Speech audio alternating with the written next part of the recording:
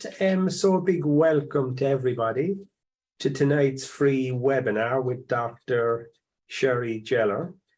Shari, you're very welcome. Thank you. It's Geller, by the way. Yeah, Geller. Okay. That's the Irish accent. That's the Irish name. I love it. Thank you. And how are you doing? I'm doing well. I'm really thrilled to be here with you. I was actually, to be honest, expecting to see everyone online. So I realized we're doing a webinar meeting. So there's all these people I want to connect with, and I'll just imagine them all here with us, knowing they are here in the virtual world. Super. So I'll just go through a few practicalities first, and just to say anybody that has any tech problems, what we suggest is that you'd log off and log back on using the link provided. If the issues persist, what we'd suggest is that you contact Mary, and Mary's at the end of the email, and Mary's email is mary@pcpsi.ie. And like we always do, we give plenty of time for questions and answers at the end. And there's two ways that we do that. The first is the normal way. You can send in questions through the Q&A function, which is, as I look at the screen, the bottom right-hand side.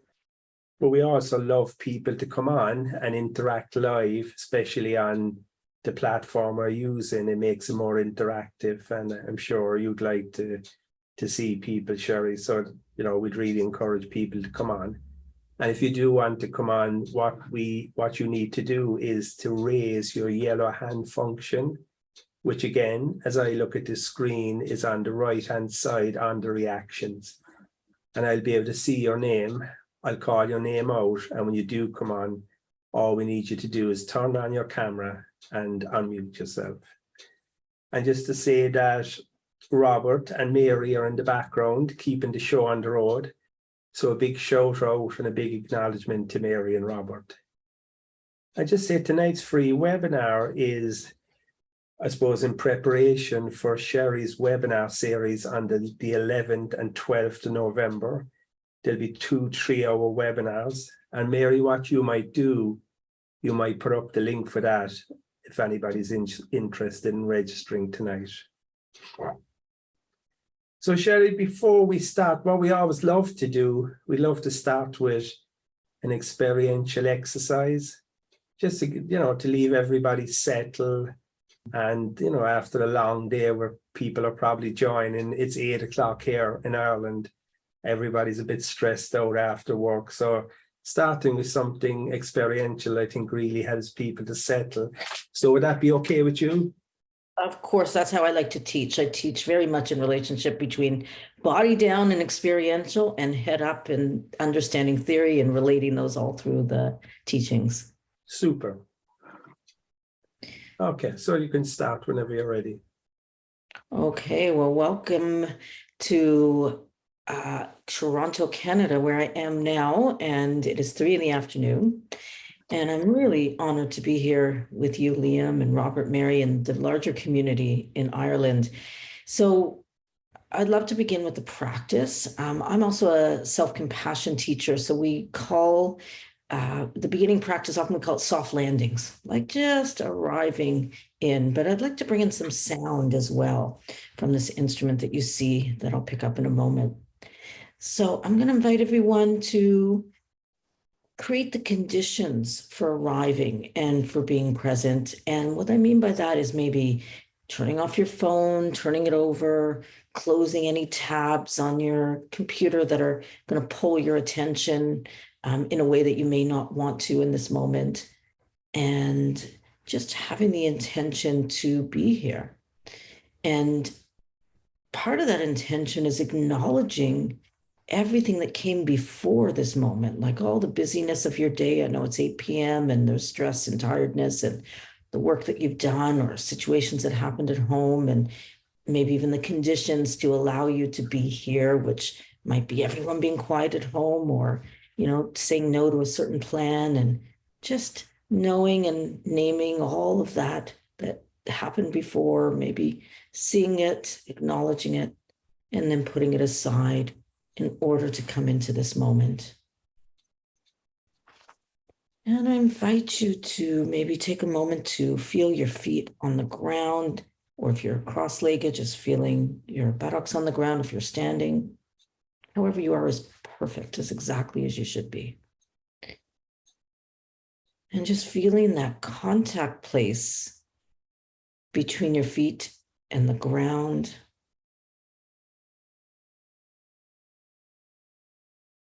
Maybe even feeling the connection underneath the ground. First of all, with all 138 of us on this call, each coming together with the intention to cultivate presence.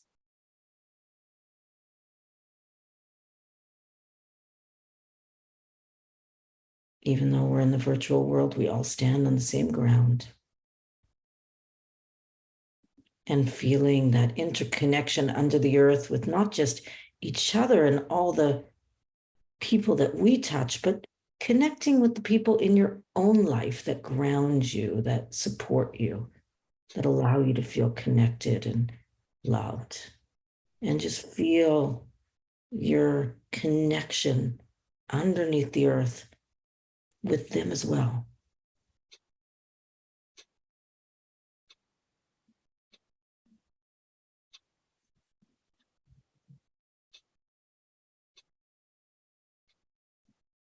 And then you can keep your eyes open or close your eyes, whatever feels comfortable for you, to bring your attention inward.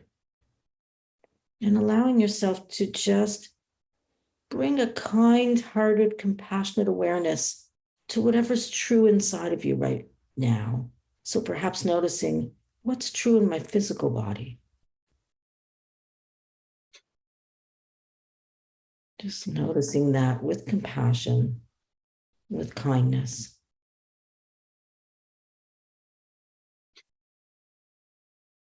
Almost like you're welcoming your body into the room.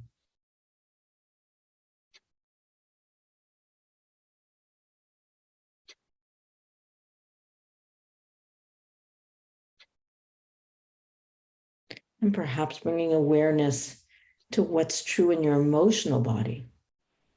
Again, with kindness, with compassion, just noticing, there you are. There's some stress, or there's some sadness, or some excitement. Whatever's there is exactly what needs to be. Just bringing a kind awareness, a warm awareness.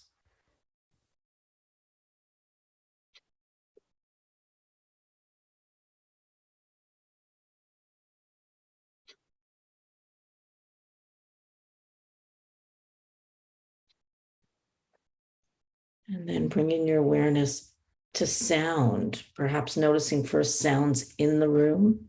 I'm going to transition and pick up an instrument.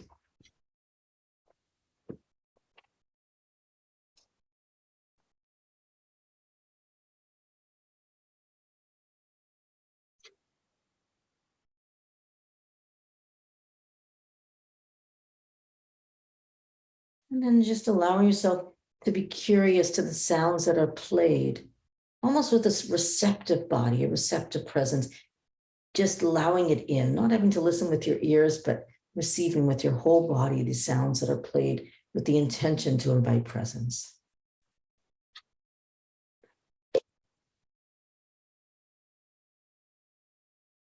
Just have to turn on original sound.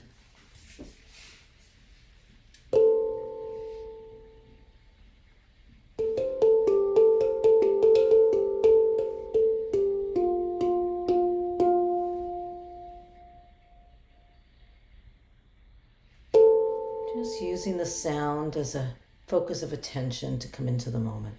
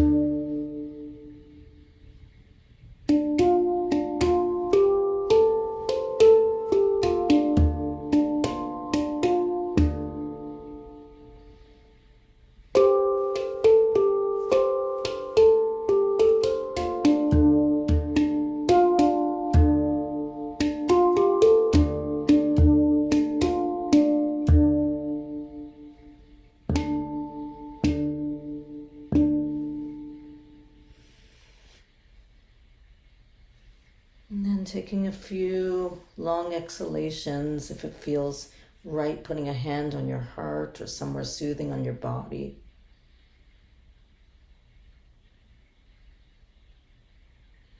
Just as a reminder that we're not only bringing awareness to ourselves in this moment, but kind awareness, warm awareness.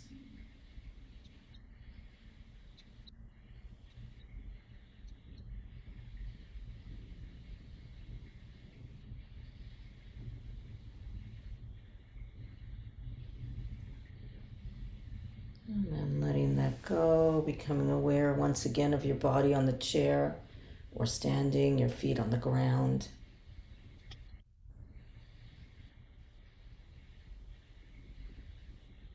And when you're ready, just gently transitioning yourself back to the virtual room, maybe wiggling your fingers and your toes. And when you're ready to open your eyes more fully, as you open them and reconnect to myself and to Liam, just stay connected to your own body, your own breath, as you reach out your awareness out to connect to this presentation. Thank you very much. I'm just going to return this to its stand.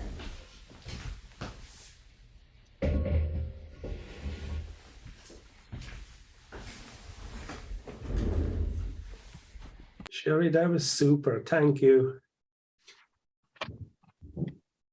Oh, you're welcome. It's always good to have some kind of intention, as you were inviting before, to bring ourselves into the moment rather than just rush into the talk or rush into our next moment.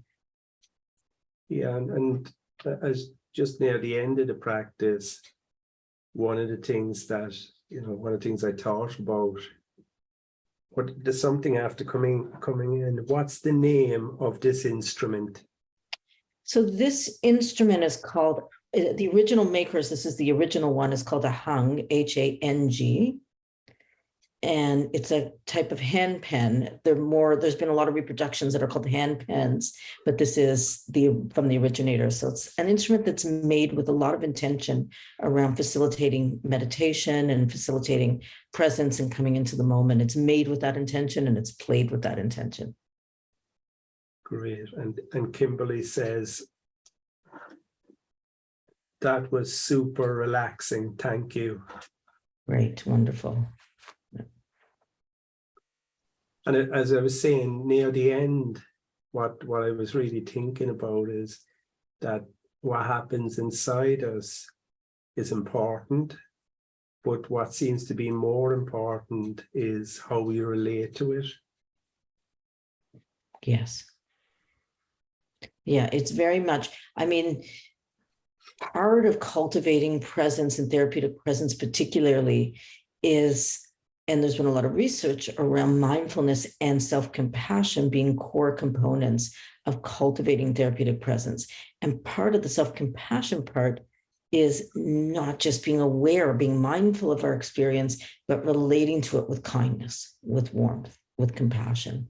And that includes, part of becoming present is being aware of when we're not and the struggle to be there. And how do we bring that kind awareness so we can notice and work with it rather than go through a whole chain of self-criticalness or self-doubt or something else that will just further us away from the moment. Yeah.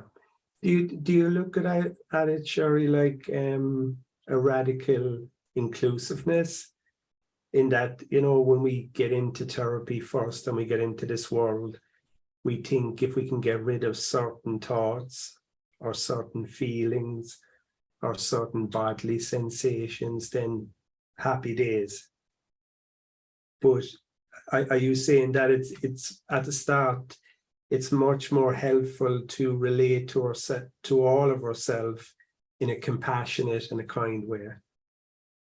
I would say that, but I'll expand on it a little bit. I absolutely think, especially coming in, creating time before you walk in the room, but even in the room, welcoming what's there, as well as helping our clients with that compassion and kindness.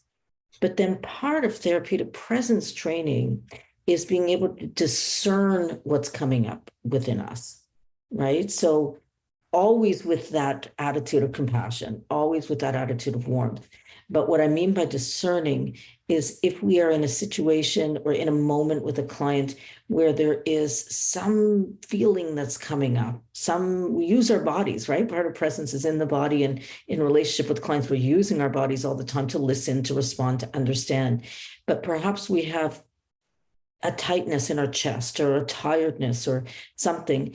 It's not just relating with kindness, it's understanding, oh, and I'll go into this more in depth in the training itself, but how do we understand, is the tiredness some blockage in me? Is it we're going to talk about bidirectional attunement from the perspective of polyvagal theory.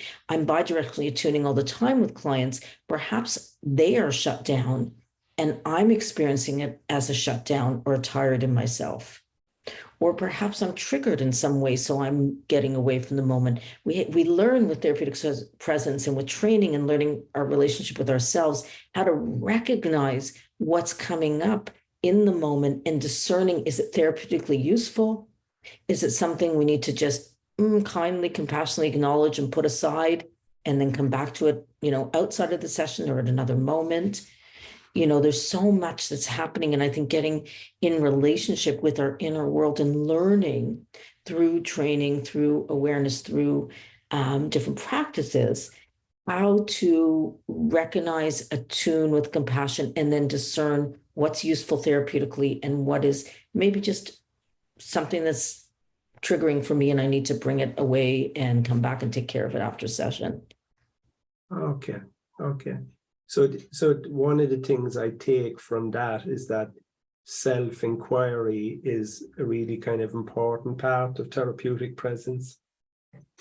Yeah, I mean, I'd say self-inquiry, again, and I'm not saying you're saying this any differently, but with a level of compassion, and part of that inquiry is therapeutically discerning. So I think it's learning, and I will absolutely expand on a lot of this in the training, but it's learning what do these different sensations and insights mean in relation to this person, in relation to this moment, in relation to what I understand about them, what I understand about therapeutic theory and therapy, right? I mean, when I'm meeting someone in the moment, I'm attuning to them. And we learn a lot in therapy training, or maybe not enough, about attuning to other people and what's happening non-verbally. But it's how we use our own self and attune here. And part of that is inquiry, part of that is discernment, part of that is how we relate to it with compassion and how we understand what might be happening in my nervous system in relation to my client's nervous system that might be setting off a certain response inside of me. And I think the additional part to that is, what are the practices and the skills to work with that too?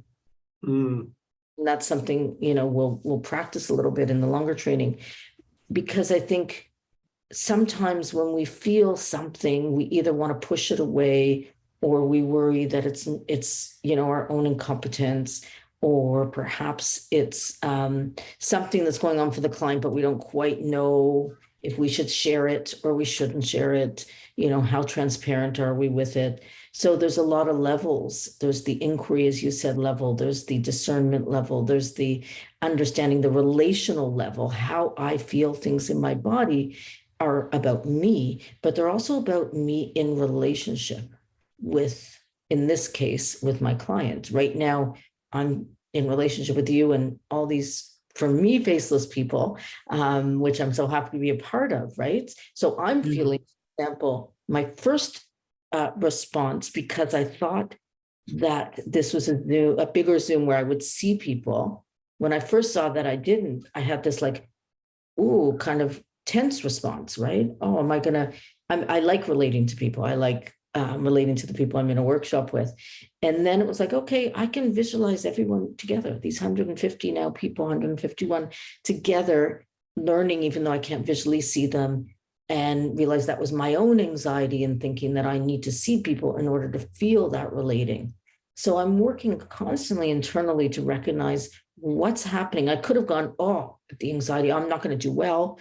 This workshop's going to go terribly. What do I don't know how to relate in this way. I mean, I've taught in this way, so it's not exactly, but I'm just saying there's a lot of different ways I could have taken that road.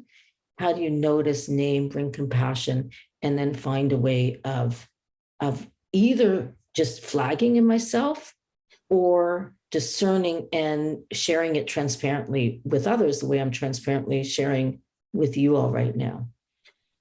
Super. There's a comment after coming in. So from Andrea, we are totally connected right now.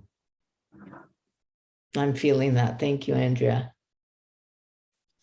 And I have to say, this is a particular forum where I'm seeing little hearts and little things come up. I love it. So the reactions are quite different than I've seen before. And it's quite, oh yeah, loving it.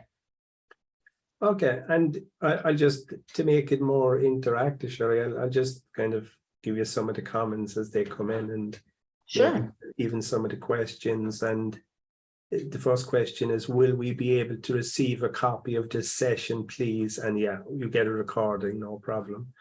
And then from Lorraine, I would often feel a shift in energy when a client connects with emotion.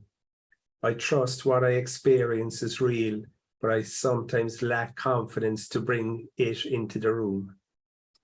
I so appreciate that comment, because, often when I do trainings, and I do a lot of therapeutics trainings internationally, what comes up is people say, oh, I had this intuitive sense of this, but now I can trust it because I didn't have the language to be able to trust it. So, it sounds like what your question sharing, was it Mary that asked that? Let's see. I think it was Lorraine. Okay. The part of the beauty of Lauren. Okay, Lauren, that question is really important, because I think we do have, part of what comes up is we do have a felt sense when our clients, for example, as you said, feel a certain emotion. And I'm an emotion-focused therapist, so we talk about primary emotions, which is the base emotion that is, I'm have a loss and I feel grief. That's a primary emotion. Secondary emotion is a reaction, like I'm angry because I can't really touch my grief. So instead I just get angry. And I feel when someone's in touch with their primary emotion, I feel it as a felt shift in my body. I want to move forward. When someone, or lean forward, sorry. And when someone is more in a reactionary emotional state, like an anger state that's not, sometimes anger is primary, but in this case, I might pull back. So it's reading, oh, there's a pullback. There's a recognition, there might be a secondary emotion. How do I bring that forward and say, hey, I noticed that I started to feel a bit of a pullback, and I'm wondering if there's something more tender, more grief that's underneath, or sadness underneath, that really is being experienced, and I'd really love to know more about it. So I think, I'm going off on a bit of a tangent with what you're saying and how we use ourselves to discern different emotions, but also to trust our guts. When we're in a state of presence, we often do feel things in our bodies, and how do we trust that and then skillfully bring it forward? Yeah, but I think it's a real important point that for me, and I think this is probably what you're saying, Shari, is that our primary emotions, they connect us really to more of our aliveness and our kind of vitality and our kind of life force. But the secondary, or what you might call default emotions, they kind of keep us stuck in a loop. Yes.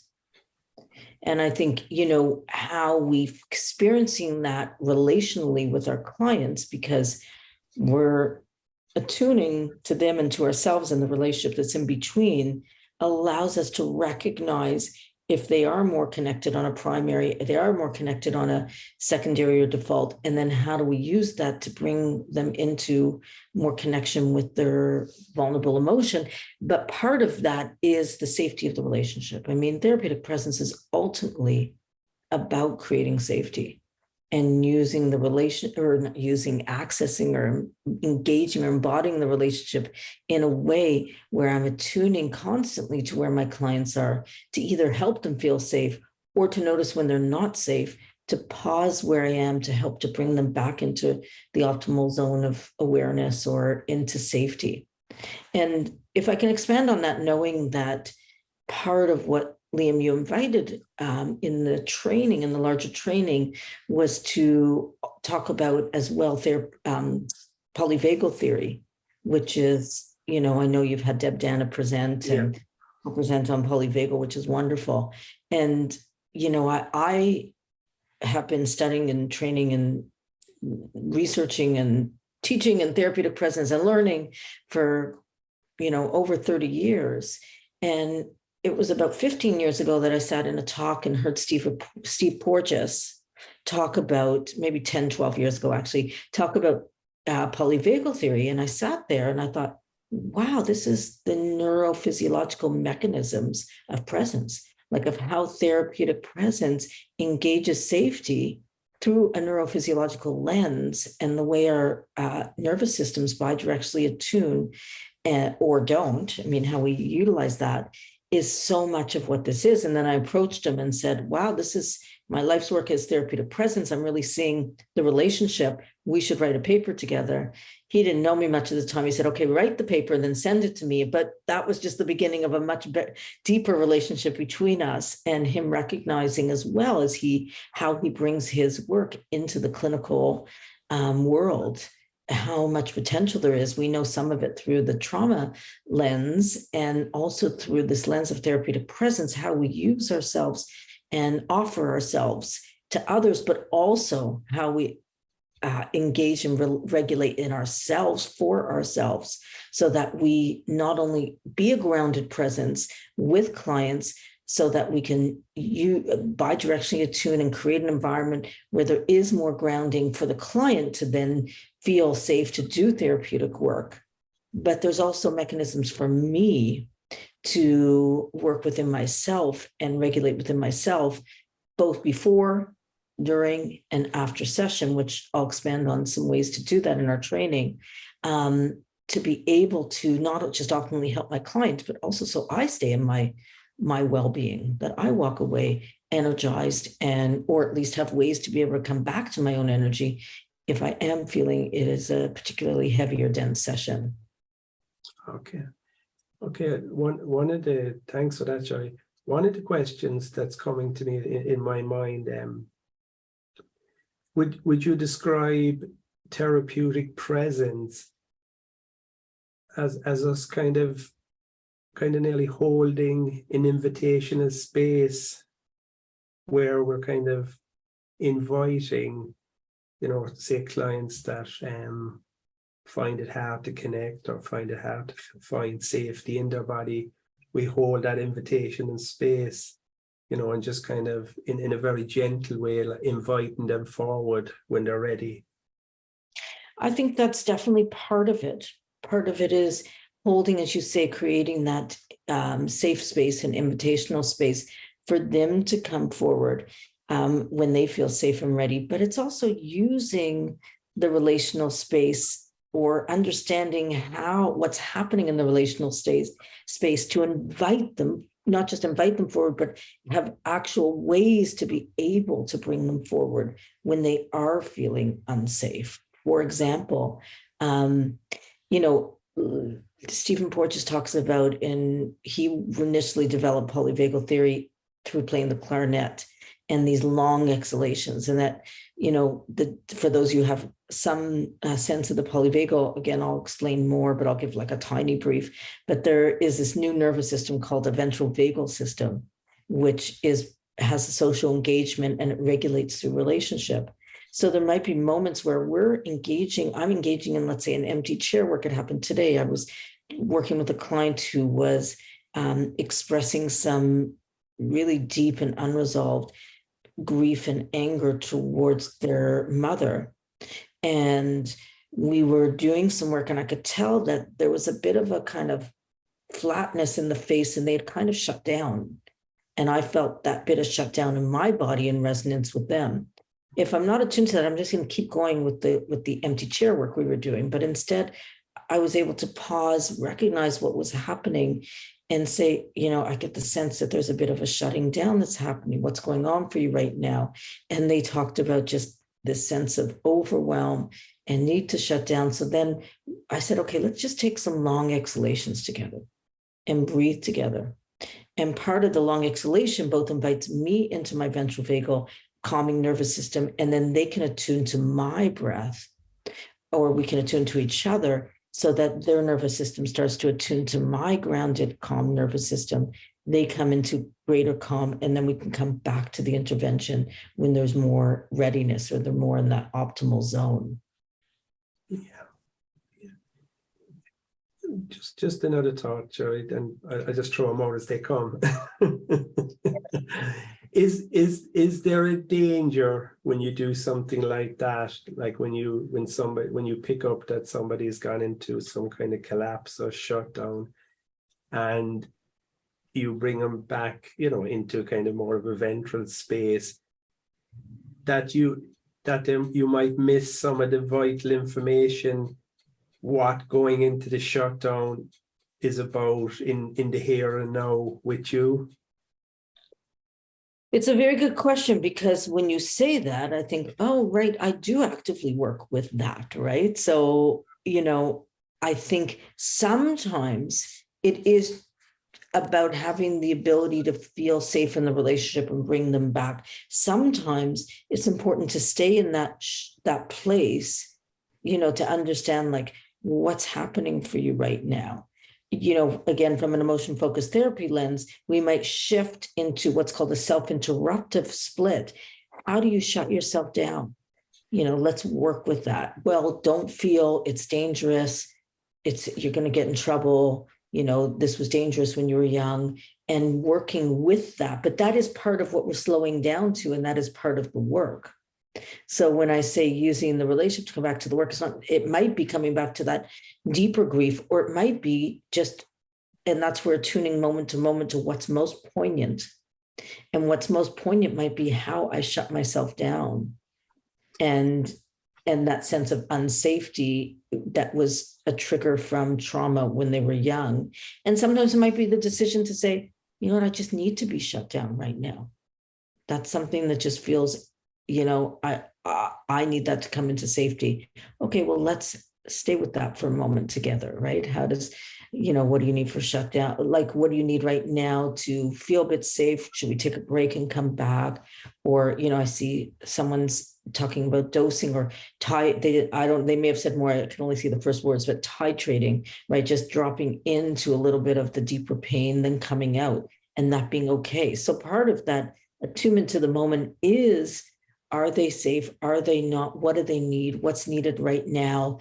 And it could be that work of shutdown that's needed, and attention to that and understanding in that. Super. We usually do this at the start, Shari, but we're just got into some very interesting conversation, which is fine. But just for people that mightn't know you, would you just tell us a little bit about yourself? Who you are, what about your own life, what's in your family got you kind of interested in working in this field? Sure, yeah. So, just to start from now, and then I'll kind of roll it back a little bit, but I'm a psychologist in Toronto. My life's passion is about training therapists in therapeutic presence and creating this as a foundational value of foundational training in all psychotherapy training. I don't think it should just come for those who are seeking. I think it should be part of all therapy training programs. And that's my larger vision. And I have been in doing that for over 30 years. And where the seeds of that go back to is being, a young person with complicated family relationships and a lot of upheaval, divorced families, separated, a lot of family upheaval in different ways. But the most upheaval as a young person was my mom getting cancer and within 8 months dying. And it was quite traumatic, especially because we had a complicated relationship, and that I started to have a lot of somatic symptoms that I believed created a lot of anxiety and were quite distressing, a lot of abdominal stuff. And I went to many doctors, and then they basically said you should see an emotion doctor, which we have a name for now. Yeah. I went to see someone who was psychoanalytic and very detached. He was a type of presence. He was a detached presence. He sat on his pad and he listened. And it wasn't until his eyes shut and he went to sleep one time that I left the relationship. And I felt more alone. And eventually I got told to see another therapist who was the complete opposite. She was a mindfulness teacher in Toronto. She was extremely attuned. She knew what I was feeling before I knew it. And the safety I felt allowed me to not only do the grief work, but the complicated grief work, but also the early childhood work. And it made me curious on what is that missing ingredient that is so foundational in therapy. And so I went ahead in my dissertation, my PhD in psychology way back when, and spoke to my supervisor, who's now, always my mentor and my very dear friend, Leslie Greenberg. And I said, this is something I want to study and have been since. And, people can say, what is presence? It's very ineffable, but I've been able to write hundreds and hundreds and hundreds of pages on it, as well as engage in research. And I'll share some of that research when we meet. And there is a second edition of the first book that's coming out November 1st, I think, that has, just before our training, that has a lot of, has kind of the foundation for a training program in therapeutic presence. So I come at it personally, and then I also come at it years. I'm still working at it, right? It's a life work it's a life process, work in. Absolutely. Okay, thanks for that, Shari. I just think we have one or two. And sorry, Liam, just to add, I'm also a certified mindful self-compassion teacher. And I'm adding that because I think it's really informed how to work with some of the obstacles to presence. And so I really integrate a lot of that in my therapeutic presence trainings. Okay.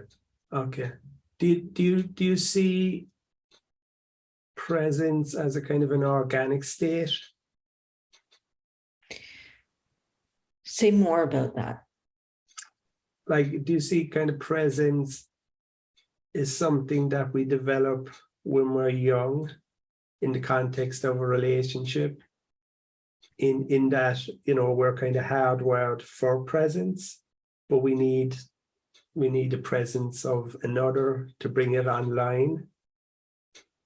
It's an interesting question. I mean, I think I see almost like Carl Rogers would express, and he started talking about presence near the end of his life, that there's a natural state, right? Or Ram Dass, someone brought up earlier, there's a loving awareness, there's a natural state of presence, and that can be cultivated. And then in relationship, in our early years, in relationship with others, in our later years, also even relationship with nature, it doesn't have to be a person, but there's a relational aspect to it.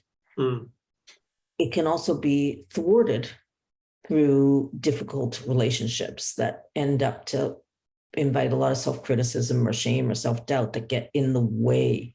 So I do see it as a kind of a relational experience and a relational, almost like a relational mindfulness or a relational experience to cultivate it, but it's also a larger state that's beyond relationship. I think that there is both a relational aspect and there's a transcendental aspect, that there's something larger than me and larger than me and the other person that happens when we're in this state of interconnection. That through that relational presence where I become present and they as well in our relationship become present, and then we're in this larger state of connection, that there is, as Martin Buber would talk about, kind of an I-thou moment, or as Carl Rogers would talk about, there's a way that I might respond that doesn't make sense, that is intuitive, but yet it's absolutely right in the moment. And I do think that there's a larger, call it spiritual connection or transit. I don't know what to call it exactly. So I think it comes from all these realms, the personal, the relational, and the larger sense of spirituality. Okay, super. Okay, I'm just looking at the time, Shari. So we'll probably stop in about 5 minutes for Q&A and bringing people on if anybody would like to come on. So would you like to do another experiential exercise now? Just to, is that okay? I'd be happy to. Super. Maybe what we'll do, so my personal feeling, and I think I'm personally struggling with the liability of our job, which the biggest liability is how much we sit. Yeah. So I want to do an embodied presence practice that can be done standing. So I'm going to invite us to stand if it's comfortable for you, if it's available. If you want to do the sitting because you have certain limitations or that's just your choice, that's absolutely okay too. You can do this from a sitting position. So just find a comfortable standing position, or if you're sitting, just have both feet on the ground. And this is an embodied presence centering practice. A quick practice you can do before you walk in the room with your client as well. And just take a moment to just feel your feet on the ground and feel that contact place. Maybe your knees are slightly bent just to feel greater support. And our body has different aspects to it. It's got a front, a back, a side. So we're going to first focus on maybe the length of our body. So I want you to both feel your feet on the ground and that connection with earth that's underneath. And then also imagine a string at the top of your head, just connecting up to the sky. So you're not lifting your head, you're still staying straight, but it's a sense of full length of body. Feeling the full length of your body and just breathing through that full length of body.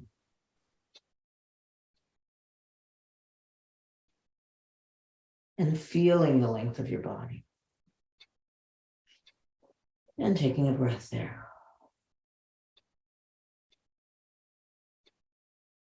And then becoming aware of the width of your body. And the way to do that is just to maybe go back and forth on your right foot and left foot if that's available and possible for you. Just to feel both what it's like when the weight is more on one side or more on the other. Until you come into stillness with both feet fully on the ground. Equally and fully on the ground.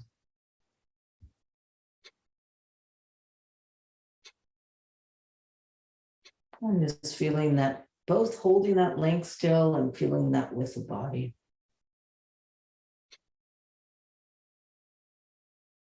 And breathing there for a moment. Feeling the breath as it moves through the center of your body.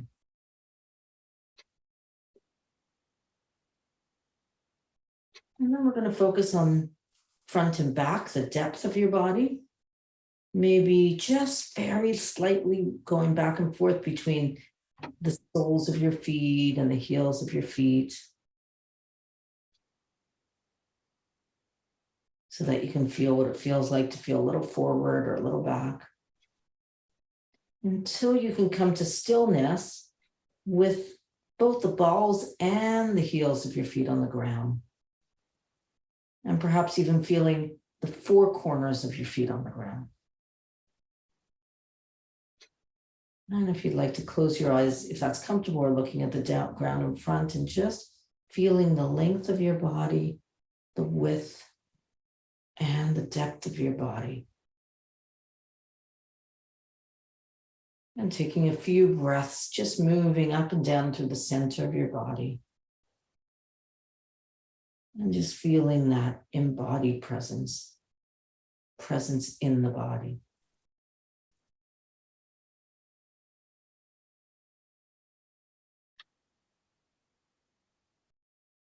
And then taking a couple long exhalations there, allowing your exhalation to be a little longer than your inhalation.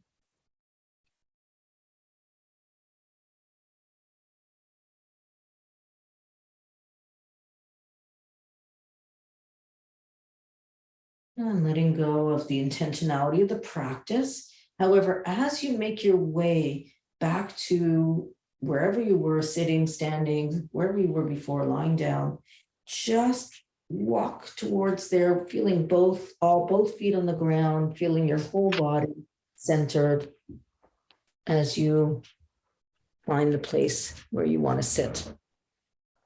And I'm just going to raise myself so that I can be standing with you.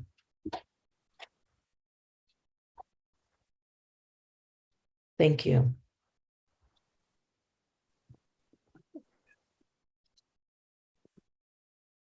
So that's a brief embodied presence practice that you can do, throughout the day or in between sessions, just as a way of coming in to your body and into the moment and embodying it. Super. You can see all the love hearts. I'm loving all the thumbs and the celebrations.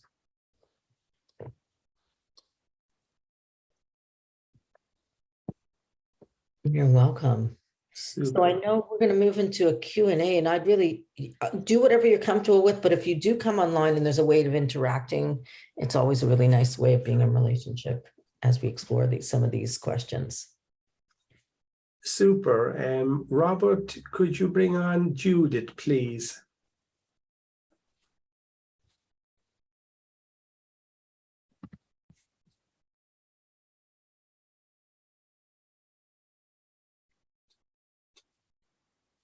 I'm glad, Deirdre. I'm glad you got what you needed.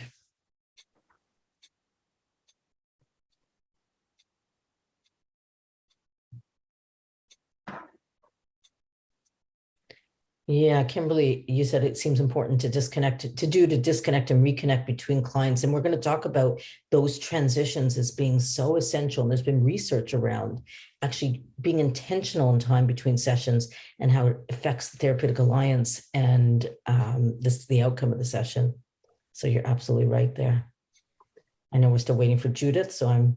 Yeah. What I do is I'll just read out a question while we're waiting. Sure. Sometimes people raise their hands by mistake. Okay. So Judith might have done that. So we'll give her a minute. So Katrina, so just a comment. I find the business of running between offices and location can be very difficult for us as therapists. Very little time to ground ourselves and be attuned to yourself and the client. So sometimes the systems we work in as therapists feed the threat response rather than ventral vagal for us, which impacts on the therapeutic relationship. And many therapists are working in this way due to systems that are overwhelmed. Yeah, I think you're absolutely right, Judith. And I think some of the systems are creating conditions that put us out of our ventral vagal and into these states that are going that activate more anxiety. What I like to really teach and train is, if presence makes practice, if we keep doing practices outside of session, then we can even do something as little as 30 seconds or a minute to recalibrate ourselves. And if our body has had a lot of experience in coming into presence outside of sessions, then when we only have that minute, our body can be invited into that state. So I think the commitment and intention, and we found in our research that therapists who spoke about a commitment to presence outside of the session and in their own lives allowed them to access us more in, because oftentimes, as you're pointing out, the system's not going to support it. Or maybe sometimes and I'll talk a little bit about how we can do that at the beginning of session with a client, taking a moment to ground, to do a mindfulness practice together, something that both invites if we have not even that 30 seconds or a minute, to invite that person more into the moment and invite us more into the moment as well. But you're right that I think we have to be able to find those moments, because sometimes the system is doing the exact opposite.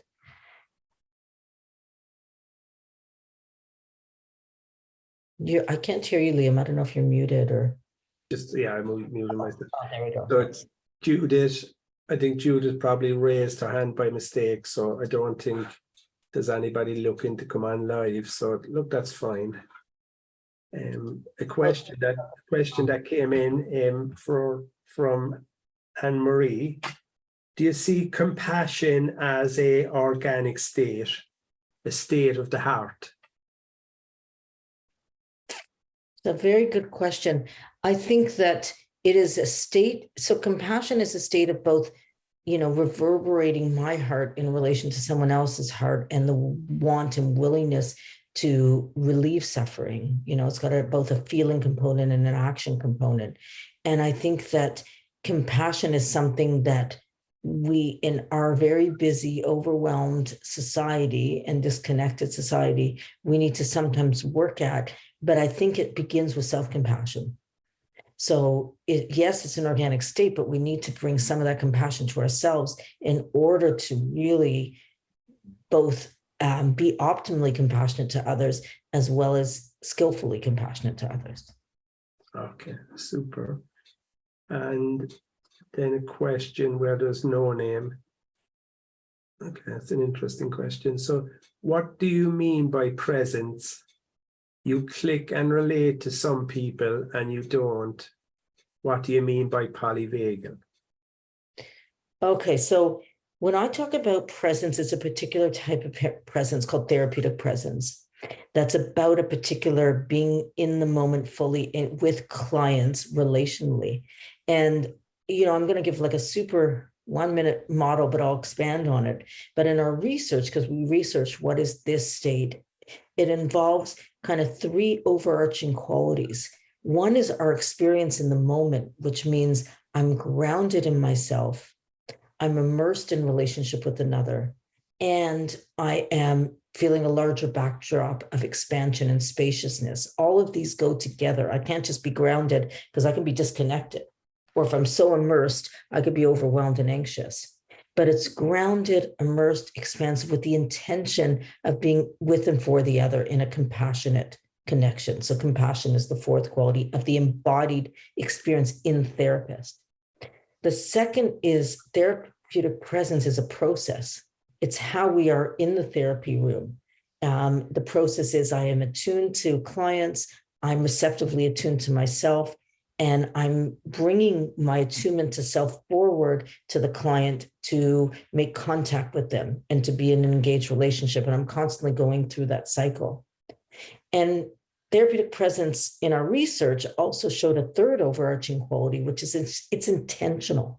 It's intentional both prior to session and in the session itself. So what I mean is how we bring ourselves into the relationship with another, both physically, cognitively, emotionally, spiritually, but also the what I'm feeling in my body as I do that, but also the relational quality of how I'm using that in a way to deepen the therapeutic process.